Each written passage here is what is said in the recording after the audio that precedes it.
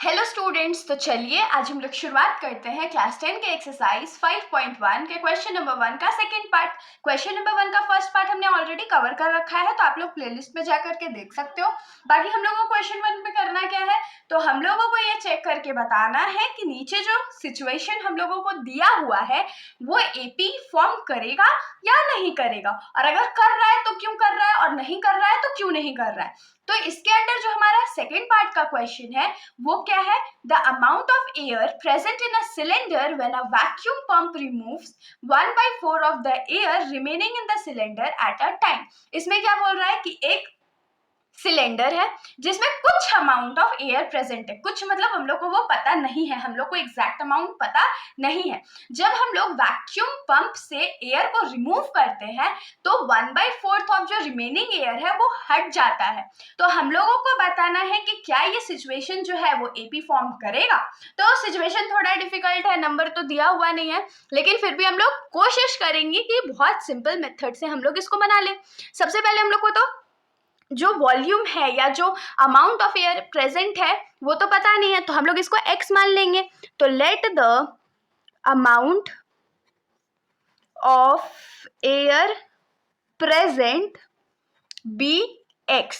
हम लोग क्या मान लिया, अमाउंट ऑफ एयर जो था प्रेजेंट वो उसको क्या माने हैं, x माने हैं।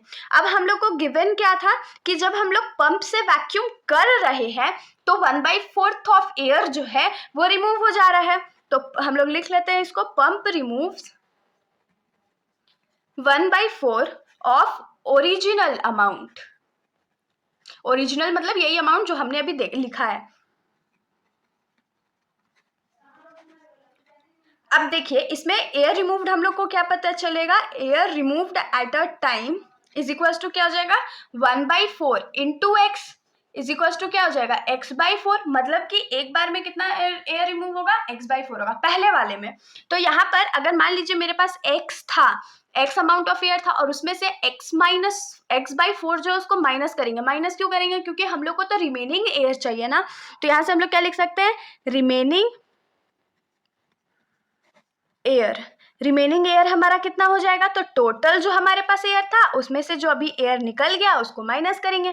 x के नीचे कुछ नहीं है तो 1 अज्यूम कर लेते हैं। तो 1 4 जा 4, 4 into x 4x minus 1 into x x, तो यहाँ क्या आ जाएगा 3/4। और इसको हम लोग A2 अज्यूम कर ले, क्योंकि हमारे पास ओरिजिनल वॉल्यूम तो यही था। तो ये A हो गया, ये A1 मान लीजिए, ये A2 हो गया। और अब देखिए हम लोग के पास जो रिमेनिंग एयर है वो कितना है, 3x/4 है। यहाँ पर मैं x लिखना भूल गई थी, 3x/4 है। अब फिर से 3x/4 जो है उसमें से 1/4 एयर हम लोग रिमूव करेंगे। तो हम लोग लिखेंगे again removing 1/4 of the air. तो एयर रिमेनिंग कितना है, यहाँ लिख लेते हैं एयर रिमेनिंग। तो 1/4 ऑफ एयर रिमेनिंग, तो कितना रिमेनिंग एयर था, तो 3x/4। तो इसको मल्टीप्लाई कर लेंगे तो ये क्या हो जाएगा, 3x/4 4 जा 16 हो गया। अब ये तो रिमूव हो गया हमारा एयर, लेकिन हम लोग को तो रिमेनिंग एयर चाहिए था ना। तो रिमेनिंग एयर हमारा क्या हो जाएगा, रिमेनिंग एयर क्या था, हम लोग के पास बचा हुआ पहले एयर कितना था, ड्रम सिलेंडर में एयर हमारे पास इतना था, उसमें से हमने इतना एयर निकाल लिया है। तो अब हम लोग क्या करते हैं, इसको एलसीएम ले लेते हैं। तो 4 और 16 का एलसीएम क्या होगा, 4 1 जा 4, 4 4 जा 16, तो 4 4 जा 16 हो जाएगा। तो 4 के टेबल में 16 कितने टाइम्स में आता है, 4 टाइम्स में आता है। तो 4 3 जा कितना होता है, 12x माइनस 16 के टेबल में 16 1 टाइम्स में आता है, तो 3 1 जा 3x। तो क्या हो गया 9x माइनस 16, क्योंकि 12x में से जब 3x माइनस करेंगे तो 9x बचेगा। तो यहाँ पर हमारा जो ये A3 का वैल्यू हो जाएगा, रिमेनिंग एयर पहले x था, फिर 3x/4 था और 9x/16 था।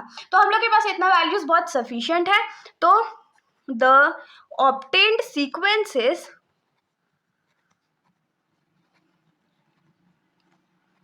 ऑब्टेन्ड सीक्वेंस हमारा क्या है, पहले x था, फिर वो बच करके 3x/4 हुआ, फिर 9x/16 हुआ, और ऐसे करके ये कंटिन्यू होते जाएगा। अब देखिए हमने सीक्वेंस तो फाइंड कर लिया, लेकिन हम लोगों को प्रूफ क्या करना है कि ये अरिथमेटिक प्रोग्रेशन है कि नहीं है। तो उसके लिए हम लोगों को क्या करना पड़ेगा, तो कॉमन डिफरेंस निकालना पड़ेगा ना। तो चलिए हम लोग फटाक से कॉमन डिफरेंस निकालते हैं।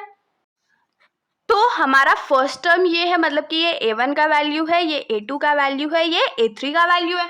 तो हम लोग कॉमन डिफरेंस निकालते हैं। तो सबसे पहले क्या निकालेंगे, a2 माइनस a1। हमेशा सेकेंड वाले टर्म से फर्स्ट वाले को माइनस करते हैं। तो ये क्या हो जाएगा, 3x minus 4 minus x by 1, क्योंकि सिंपल x था तो उसको 1 भी हमने लिख लिया। तो 4 1 जा 4 हो जाएगा, 1 इंटू 3x हो जाएगा, माइनस 4 इंटू एक्स 4x। तो माइनस प्लस माइनस होगा, और क्योंकि 4 बड़ा था तो माइनस का साइन लगेगा, 4 में से 3 गया तो 1 बचेगा। यहाँ पर हमारा डिफरेंस कितना आया, माइनस एक्स बाई 4।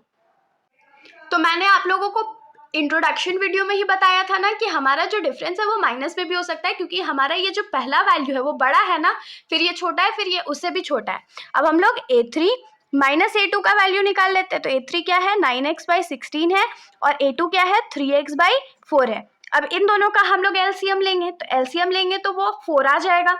अब 16 के टेबल में, सॉरी यहाँ पर एलसीएम हमारा 16 आ जाएगा। तो 16 के टेबल में 16 कितना बार में आता है, 1 बार में आता है, तो ये तो 9x ही रहने वाला है। माइनस 4 के टेबल में 16 कितने बार में आता है, तो 4 बार में आता है, तो 3 4 जा 12x हो गया। तो यहाँ पर कितना हो जाएगा, 12 में से 9 जाएगा तो 3x बचेगा, और क्योंकि 12 बड़ा था तो माइनस का साइन लगेगा बाई 16। अब देखिए ये डिफरेंस और ये डिफरेंस अलग अलग है ना, तो हम लोग क्या लिखेंगे, since the difference between the consecutive terms of the sequence are not equal, क्योंकि वो इक्वल नहीं है, therefore ये अरिथमेटिक प्रोग्रेशन नहीं होगा। therefore the obtained sequence is not an AP। हमने बहुत सिंपली प्रूव कर दिया कि क्योंकि कॉमन डिफरेंस जो है या जो डिफरेंस है वो कॉमन नहीं है, इसीलिए हमारा जो सीक्वेंस ऑफ नंबर्स हमने ऑब्टेन किया था वो एक AP फॉर्म नहीं कर रहा है। तो इसके साथ हमारा ये सॉल्यूशन यहीं पर खत्म हो जाता है। इस क्वेश्चन का थर्ड पार्ट हम लोग नेक्स्ट वीडियो में कवर करेंगे। तब तक के लिए अगर आप लोगों को कोई भी डाउट हो तो आप लोग बेशक कमेंट सेक्शंस में पूछ सकते हो, वरना अगर आप लोगों को वीडियो अच्छी लगी तो वीडियो को लाइक कर दीजिएगा, और मेरे चैनल को बिना सब्सक्राइब किए कहीं मत जाइएगा। Thank you.